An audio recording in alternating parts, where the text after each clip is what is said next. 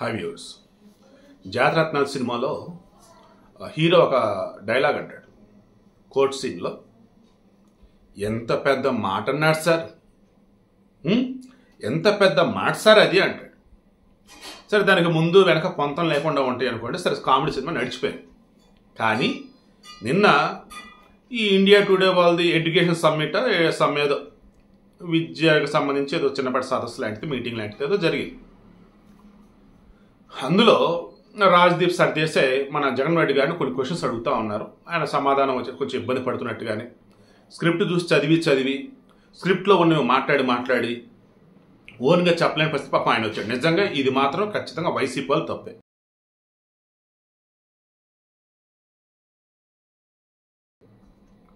ఓన్గా అనర్గళంగా మాట్లాడగలిగే జగన్మోహన్ రెడ్డిని పాపం ముఖ్యమంత్రి అయిన తర్వాత స్క్రిప్ట్ చూసి చదివి మీ బిడ్డ అనటానికి కూడా స్క్రిప్ట్ చూసి చదువుతున్నాడు, లేదా స్క్రిప్ట్ చూసి మాట్లాడుతున్నాడు.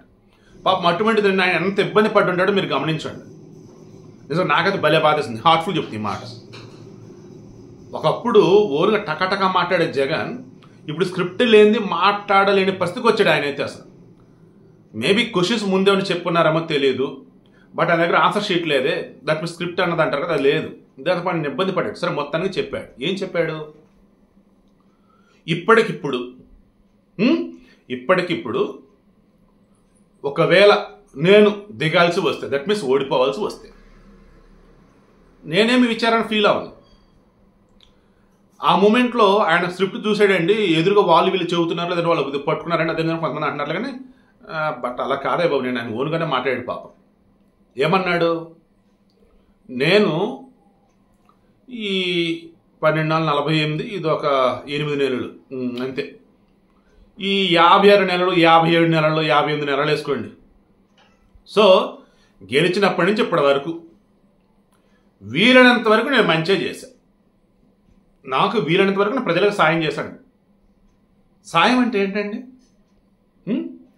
నా దగ్గర ఉన్నది మీకు ఇస్తే సాయం.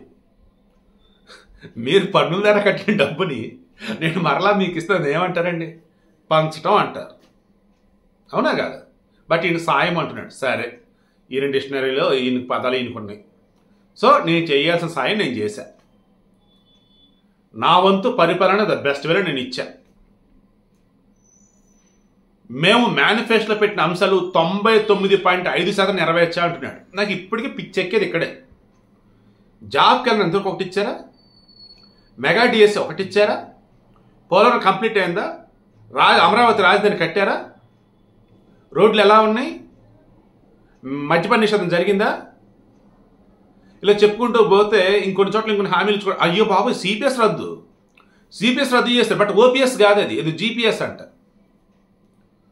ఇంకేంటంటే నాకు అర్థం కావట్లేదు. మరి ఈయన చెప్పిన హామీలేంటి నాకు అర్థం కావట్లేదు. పోనీ జగనన్న కాలనీలే అని అంటున్నారు. ఒరే నాయన, వర్షాలు వస్తే జగనన్న కాలనీలో జగనన్న చెరువులు అన్నట్టు కనిపిస్తా ఉన్నాయి.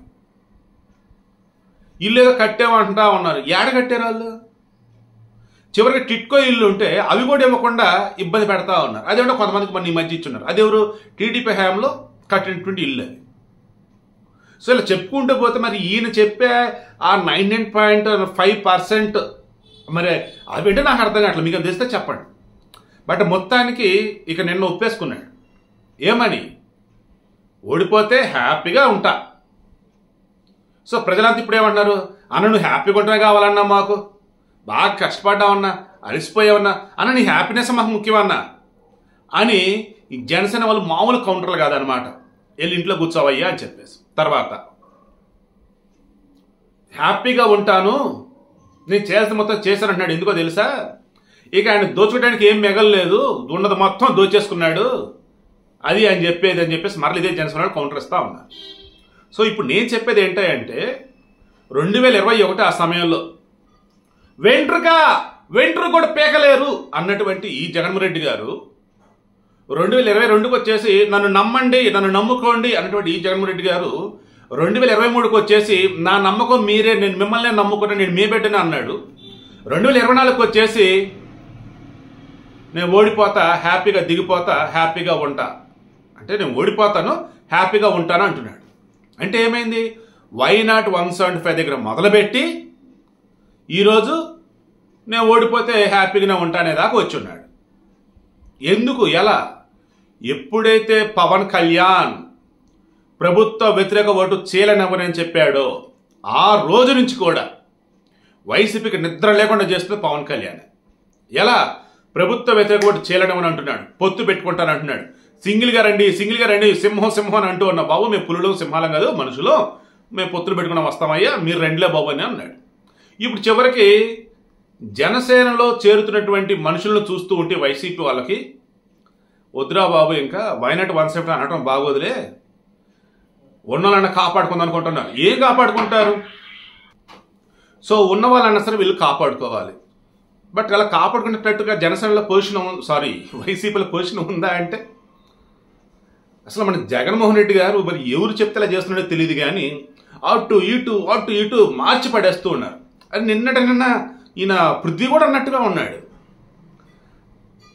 ఓ పర్సన్ అక్కడ గెలిచాడు, ఏమైనా చేశాడా చేయలేదు అక్కడ జనాలకి తెలిసిద్ది, గెలిపించాలా ఓడించాలా వాళ్ళు చూసుకుంటారు. అటువంటి అతను పట్టుకొచ్చి నువ్వు ఏడో పెడితే అసలు ఎలా గెలుస్తాడు?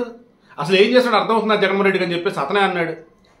మీరైనా నేనైనా అదే అంటాం. ఇప్పుడు నేను విజయవాడలో గెలిచా, విజయవాడలో ఈ 4-5 ఏళ్ళు నేను అక్కడ ఎమ్మెల్యేగాను ఎంపీగాను ఉన్నా. నేను చేసిన మంచో లేదన్నప్పుడు నాకు చేతకంతనమో ఇది అక్కడ జనాలు చూశారు. ఆ తర్వాత నన్ను గెలిపించాలా లేదని వాళ్ళు డిసైడ్ అవుతారు కదా. నన్ను పట్టుకెళ్ళి మళ్ళీ ఏలూరులో నించోబెడితే ఏలూరు నాకు కొత్త కదా, అప్పుడు ఏం చూసి ఓటేయాలి?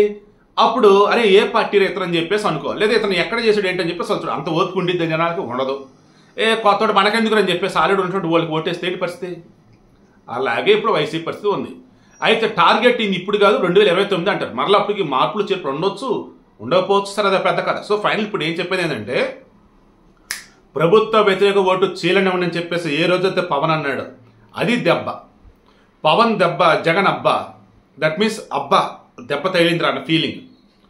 ఓటమి ఒప్పేసుకున్నాడు అబ్బా. నిన్న అనే కదా అన్నాడు ఆయన, ఏమని దిగిపోతా హ్యాపీగా దిగిపోతా, ఎందుకు నేను చేయాల్సిన మొత్తం చేశా. ఈ చేయాల్సిన మొత్తం చేసిన దానిలోనే ఈ జనసేన వాళ్ళు పట్టుకొని ఏమంటున్నారు, నిజమే చేయాల్సిన మొత్తం చేశాడు అంటే దోచుకోసం మొత్తం దోచేసుకున్నాడు, ఏం మిగలేదాడా అని.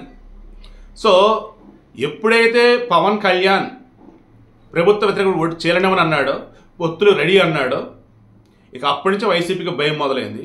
ఇక్కడ వచ్చేసి వైసీపీలో చీలికలు, ప్రజల్లో వచ్చేసి క్లారిటీ అన్నీ కలగలిపి నా వెంట్రుకు కూడా పీకలేరన్న జగన్, 175కి 175 అన్న జగన్, నన్ను నమ్ముకోండి మీరు అన్నటువంటి జగన్, మా నమ్మకం నువ్వే జగన్ అన్నటువంటి జగన్, చివరికి నాకెవరూ లేరు నాకున్నది మీరే అని ప్రజలను అన్నటువంటి జగన్, ఇక నా వల్ల కాదు నేను దిగిపోతా అనకుండా ఒకవేళ నేను దిగిపోవాల్సి వస్తే దిగిపోతా, హ్యాపీగా దిగిపోతా అనేదాకా వచ్చాడు. అంటే ఆయనకు అర్థమైపోయింది ఓటమి తప్పదని. దానితో సింపతి కోసం ఇదిగో ఇలా ట్రై చేస్తుండే అని అంటున్నా. మీకేం అర్థమైంది కింద కామెంట్లో తెలియచండి. బట్ నేనైతే చెప్తాను కదా, పవన్ కళ్యాణ్ ఒక శక్తే, ఒక పవరే ఈరోజు జగన్ నోట ఆ రకమైన మాటలు వచ్చేలా చేస్తే నాకైతే అనిపిస్తూ ఉంది.